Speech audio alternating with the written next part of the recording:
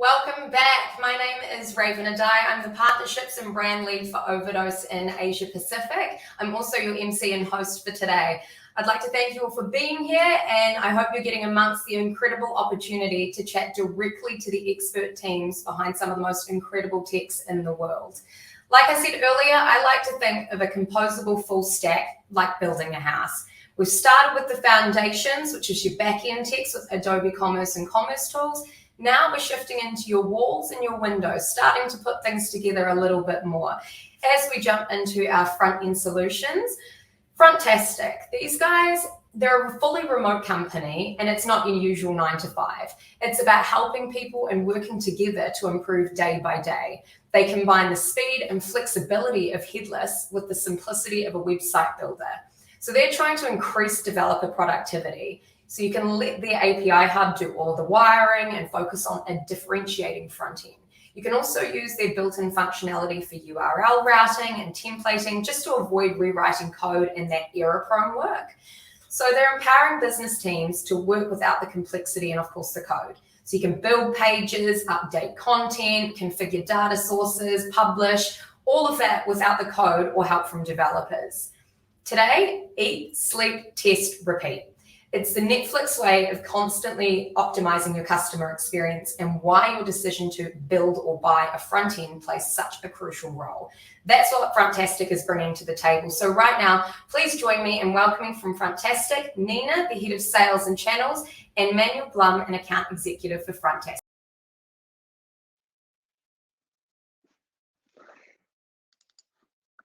Good morning, everyone. Good afternoon, wherever you're based. We're really happy to be here. And we'll get started straight away. Let me show you a couple of slides. All right. Can everyone see my slides? There we go. Beautiful pink slides. All right. We can see that. Hello, everyone, again. We're super happy, of course, to be here today with you. I am very proud to be joined by my colleague Manuel, who is actually based over in APAC. So Manuel is first boots on the ground for us in New Zealand, actually. Hi, Manuel. Really good to see you.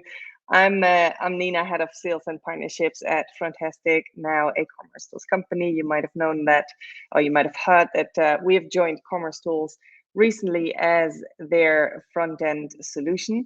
And we're really excited today to talk to you a little bit more about what a front-end solution needs in our perspective to really power a composable tech stack.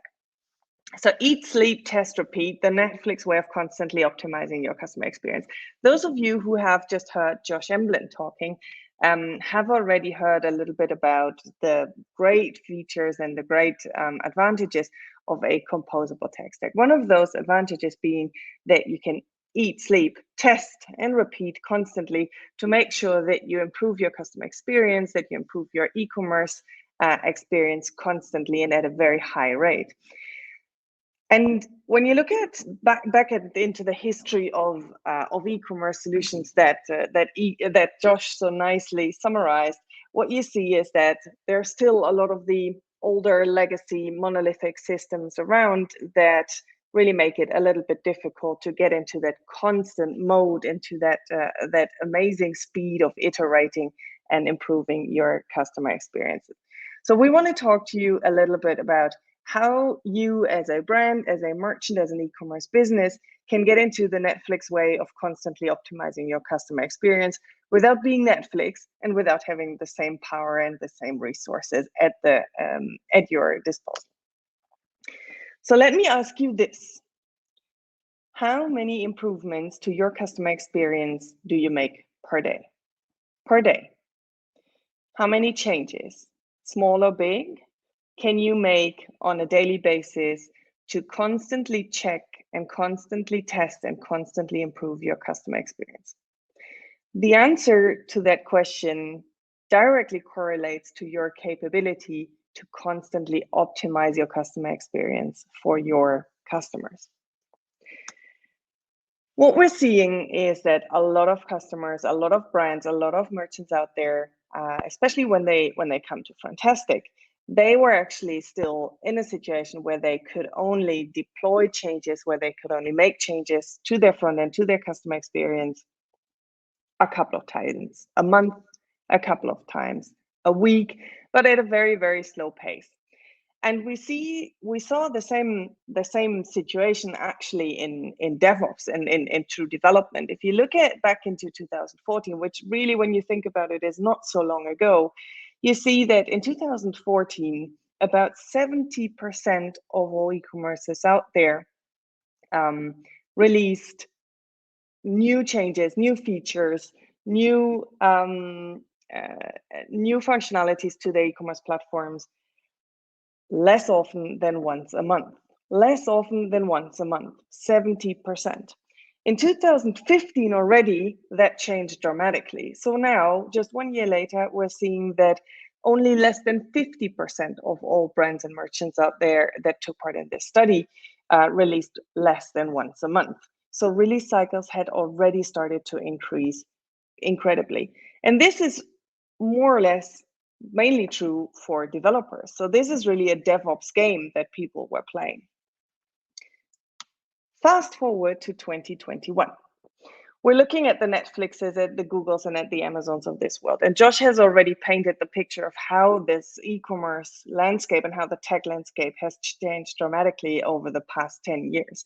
And what we're seeing here as well is that instead of now talking about releasing once a week or once a day, we're talking about releasing thousands of times per day, or as much as 4,000 times a day if you Google, as much as a release every 11.7 seconds. That's a massive undertaking. Imagine being able to constantly change your e-commerce experience, your customer's experience out there every 11.7 seconds. So you've got a new idea, you set that up, you make it happen, you release it within hours, within a matter of minutes, instead of within a matter of months.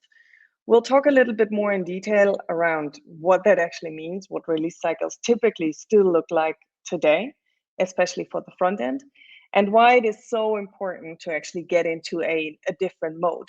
The different mode that we evangelize and that we believe is needed in today's modern e-commerce environment is a mode where you get into release cycles also from a customer experience point of view.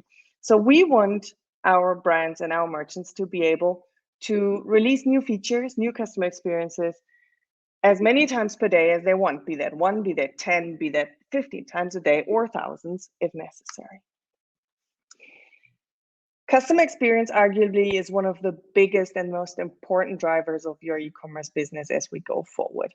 If you look at what Jeff Bezos, founder of Amazon, arguably one of the biggest advocates for customer experience out there in the world, said is, we see our customers as invited guests to a party, and we are the hosts.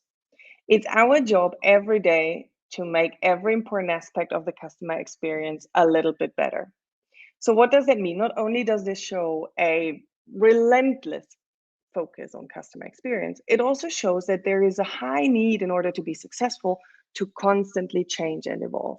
So this constant release, that possibility to constantly change your customer experience, to test new features, to test new functionalities, to test changes to how your consumers interact with that face, with that shop window that Raven alluded to already in the introduction talk to this section of the Overdose Summit. Making constant changes to that shop window, to that face that you are showing to your customers, and optimizing their experience, the experience that they have with your brand on a constant level, is going to be really, really important for your business success going forward. We've seen a lot of development and evolution in commerce and e-commerce technology. But what we're seeing more and more is that consumers out there are becoming spoiled, are becoming demanding. They know what good customer experiences look like by now. You cannot come with that old Walmart shopping site that Josh showed earlier. But of course, good customer experience goes much, much, much further than that. We're talking about omnichannel. We're talking about seamless shopping experiences and frictionless shopping experiences. And we've seen a major mindset shift in brands and merchants away from pure conversion rate optimization into a proper holistic approach to their customer experience. So what we're seeing now is that brands and merchants have understood that it's not only about bringing people to purchase as quickly as possible. It is about offering that customer experience that is seamless, that meets your consumers and your customers where they are, that takes them through their shopping journey in the most frictionless way, in the way that they desire to take that shopping decision and actually go through checkout. What comes out of that as a result at the end is a pleasant experience for your consumers, for your customers who like to get back. And as a result, conversion rates are going up. So instead of focusing only on conversion rates and average order value, it is really about seeing and looking at your customer experience holistically and make sure that you're able to constantly optimize every little bit of it. Every little part counts. And you will see that small changes can go a long way in improving your customer experience and ultimately delivering a higher business success for your e-commerce business. If you just take a bit of a calculation approach here, you will see that if you calculate as much as 10% improvement of your conversion rate, so say you have a typical conversion rate of 2% and you can only improve that by 10%, that can lead to as much as a 10% uplift in your business. Now do the math yourself. You know what your annual revenue is in your e-commerce business. What is the potential of constantly improving your customer experience? What is the business potential? And what can it lead to? So there's some investment to be made from a time perspective, from a tech perspective, and from a customer experience perspective. In today's digital mobile first world, over 80% of organizations expect to compete majorly on customer experience. So here's another thing that we all need to keep in mind. Customer experience has moved away from being a nice to have into being the main driver of your e-commerce success. For e-commerce, the do nothing case may not mean a net zero change, but rather a steady or accelerating erosion of value. That's what McKinsey said in a recent e-commerce study about customer experience. And what this means is that none of us can afford to sit back and be happy with the customer experience that we have today. None of us can afford to sit back and say, let's make some minor changes 3 months from now, or 1 month from now, or maybe next week. We need to be able to constantly realize new ideas, test new features and functionalities, or even test small changes to your sites. Imagine you could go in and change your product detail page within the split second, within half a day, and test it against another structure, test it against another setup, and see what works better. What could that do to your conversion? What could it do if you could optimize your store every little element at a time and make sure that you constantly decide for the best performing version, constantly change what exactly works best for your business and for that specific customer and consumer that you're talking to. For e-commerce, the do nothing case may not mean net zero change, but rather a steady or accelerating erosion of value. So it means sitting back and doing nothing will actually put you at a disadvantage. So we have to get going. There's a strong case for actually taking a hard, good look at your customer experience and at the technology that enables you to constantly optimize that and deliver the best customer experience and customer journey that you can. So what does that mean? We call this eat, sleep, test, repeat. We want to enable our customers and every e-commerce business out there in the world to get into a fast iteration cycle of constantly identifying gaps and shortcomings in their customer experience. And as customer experience and the requirements for your good customer experience are constantly evolving, identifying that gap is an ongoing task. What are potential solutions to things that could be better in your customer experience? Once you've identified those gaps, make changes and make changes fast.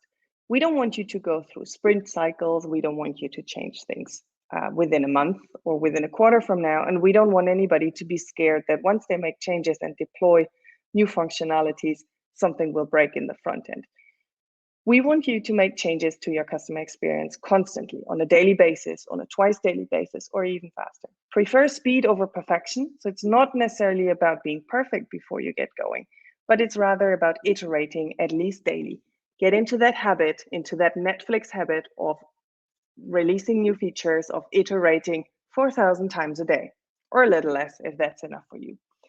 Test everything that you're doing, test your changes. So we want to offer solutions where the ideas that you have, you cannot only iterate daily, you can test them on a daily basis without the need for a developer to get involved. We want to empower business users, marketeers, e-commerce managers, merchandisers to enable to do those customer experience changes themselves, to test what they have in mind and get going very, very quickly.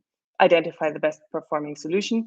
And again, iterate daily. This is a never-ending story. This is not a job that you do once or once every month and you're done with it. This is a daily job to be done. And then once you've slept, repeat, start over. Let's do it all again. With all of that in mind, and with the business case for constant iteration and customer experience optimization in mind, I want you to ask yourself that question again. How many improvements to your customer experience do you make per day? How many can you make per day? How quick can you react to changing customer needs? And how can you yourself, without the need for a developer to help you out, actually improve the customer experience daily?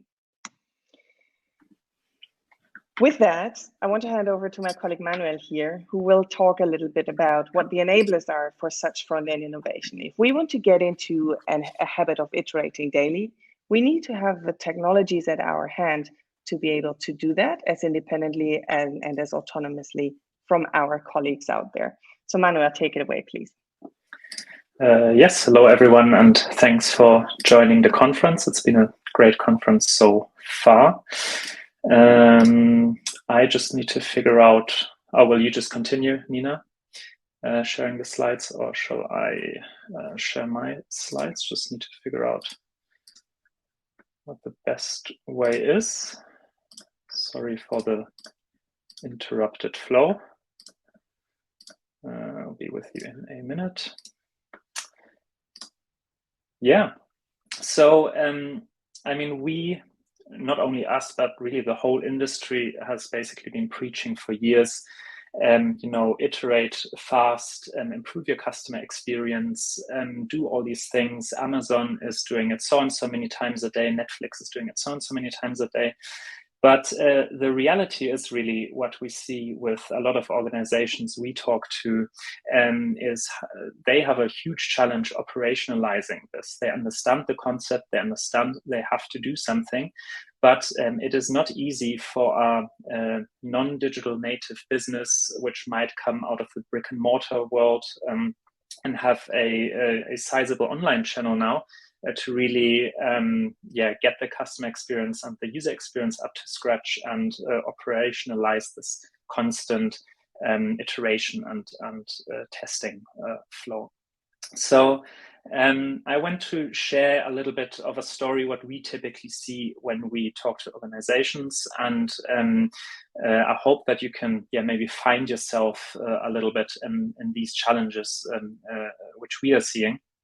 So meet Lisa here. So Lisa could be an e-commerce manager, for example, in a traditional brick and mortar business, which since 10 years might have an online channel, maybe a native application and a website, for example. But she could also be a product manager for the product discovery user journey, for instance, or she could be a marketing manager, or excuse the dogs in the background, or a category manager.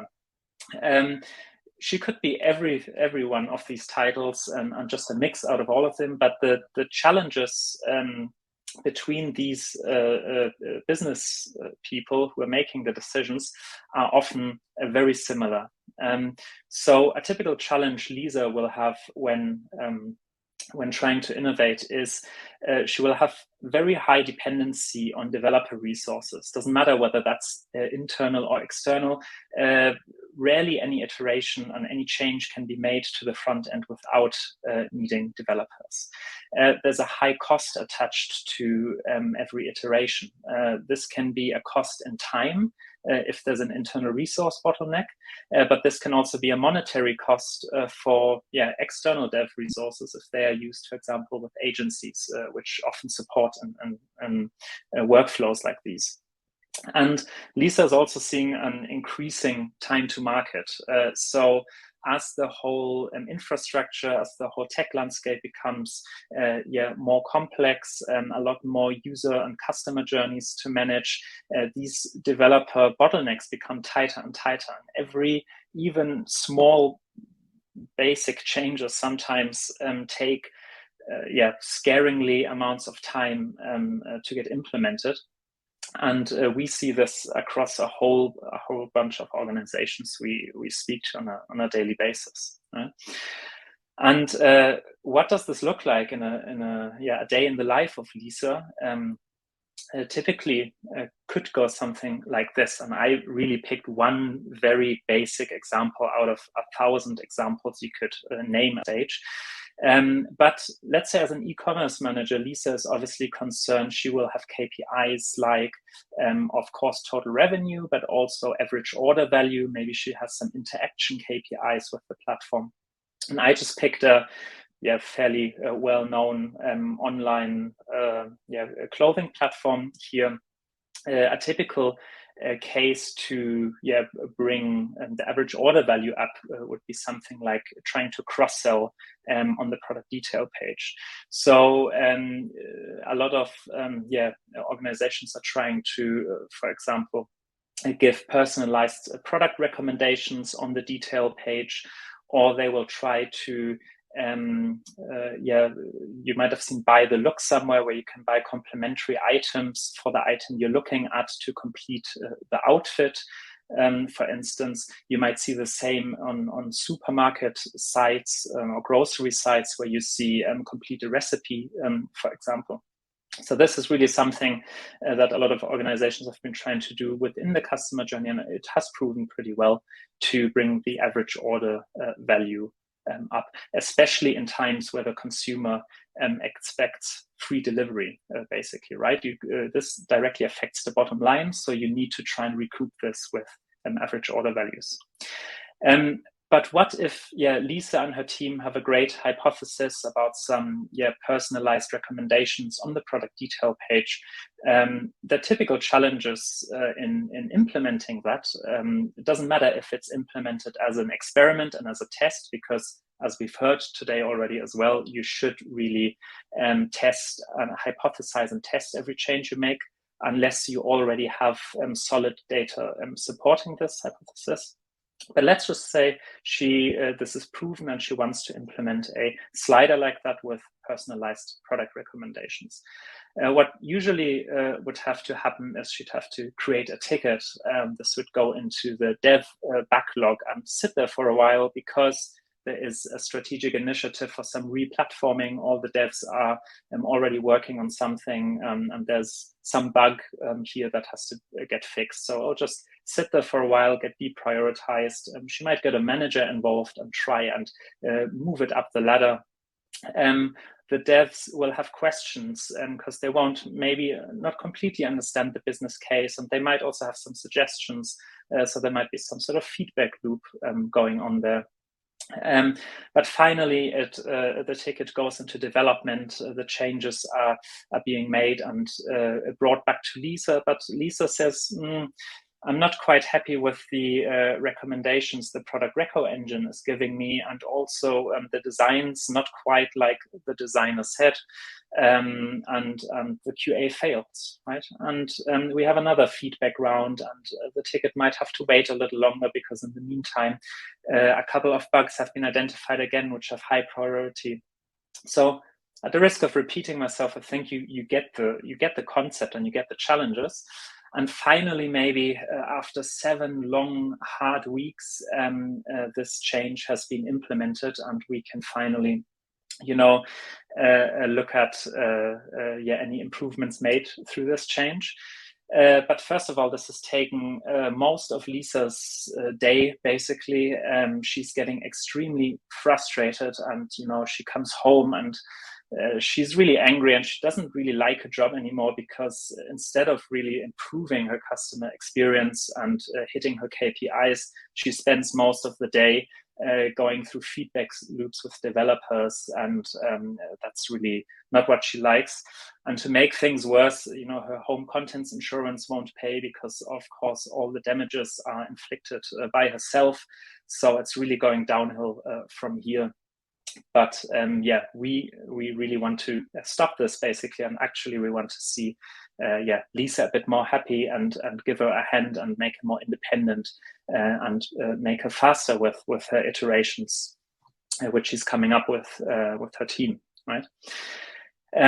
So something that would really work a lot better, or be a much better approach for Lisa, or what she would like to see as well, highly likely, is that she can really just ideate with a team, come up with a hypothesis, or already have enough data to prove a hypothesis, and just implement this by herself. I've put down that this takes a week, but this could take something like, in the case of like a simple product slider, 5 minutes, for example. And she could just implement this herself with a team with no developers needed, and could then test this change, or, as we said, maybe she's already run tests on a separate platform, for example, and just repeat the whole process and complete the loop in a much faster cycle and iteration. And at the same time, all her other product manager colleagues or e-commerce manager colleagues can do the same thing independently, and all of a sudden you see much faster releases across the whole platform, across every sort of customer and user touch point, without being stopped by this bottleneck of often limited developer resources. And of course, the devs are happy as well. They can work now, focus on being engineers. They can work on their high impact projects, and they will have capacity in case something goes wrong, because in such a complex platform like an e-commerce website, something will always go wrong here and there. They have the capacity to put out fires and work on these straight away. So everybody would be much happier in a scenario which we've seen here. I just wanted to make this a little bit more concrete for you guys, and so you can actually also see what we mean, and how a front-end as a service and a composable front-end solution can help with iterations and improvements in customer experience like this. So just wanted to give you a brief overview how solutions like this work. What you see here is the basic architecture of our solution, but I'm sure there's also other solutions there which could or could not work in similar ways. But what you see down here is are all your headless services. So this could be your headless commerce platform with your core commerce capabilities. It could be your content management system, your headless search provider, your product recommendation providers, or any other headless service which you might build yourself, for instance.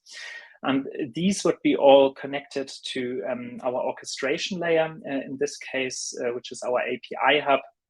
And it's very easy to connect all the headless services to this, and it also acts as an abstraction layer. So, for example, you could then, in a later date, simply switch out your product recommendation provider for another service, plug it in, and the front end wouldn't be affected at all. So you have a very loose coupling here between the backend and the front end. Then, and this is where developers come in actually, and but provide a lot of value. Developers will build components according to exact specifications. So a component can be anything from, let's say, a single CTA button up to a product slider, up to a whole product detail page if you want to. You can also create templates and so forth. But you can also make a decision as a business to say, hey, we want this component, for example, the slider, to look exactly the way it is. And we only want to allow our e-commerce managers to select what data to see in these product sliders. Or we want to allow them to change the look and feel, to use them across different storefronts, across different brands, maybe. So there's full flexibility here. And this is also where the difference comes in between a, let's say, out of the box website builder, for the lack of a better word. So you have the same, let's say, connectedness like an out of the box website builder.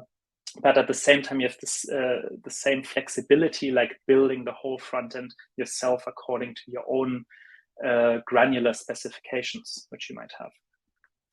And in a management layer, this is where really Lisa goes in, and she creates new pages, or she modifies pages using these components, and modifying maybe what data is seen in there, maybe changing her product reco algorithm, for example, or maybe changing what content is being seen in there, or what product she wants to promote now on the on the homepage, for example.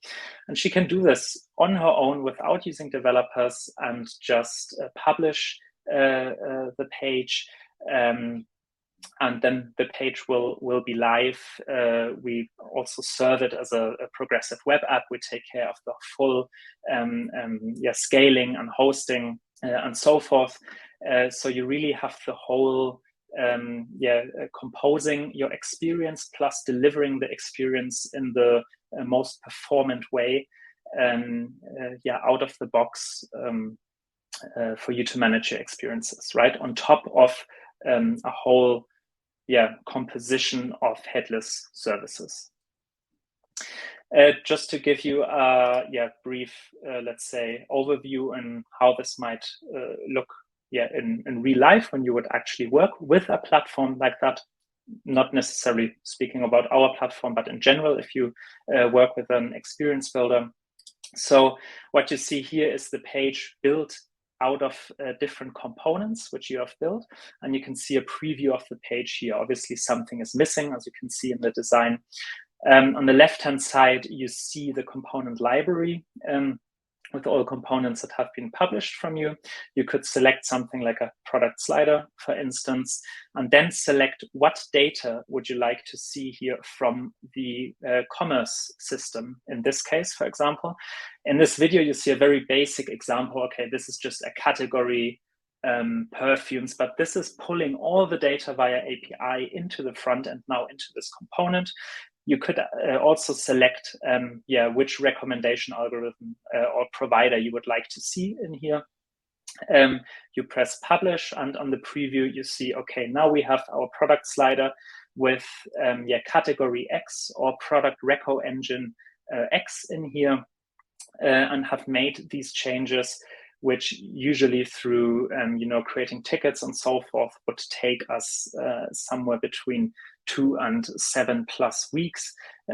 Lisa was now able to do that by herself in a couple of minutes, and it really allowed her to iterate much faster within a composable commerce headless architecture. So I hope we were able to give you a bit of an overview, and also break it down operationally how a solution like this would actually work and adds value. So the session has been all about composable commerce and the whole architecture, and we wanted to demonstrate where a front-end as a service can provide value here, especially regarding speed of iteration, improving your customer experiences, decoupling business users from developers, saving resources in doing so, and just all of these factors will really affect the top and bottom line of your online store. So in that case, I would say, yeah, we were a little bit faster, but we have enough time for questions, should there be any. Thank you so much to both Manuel and Nina from Frontastic.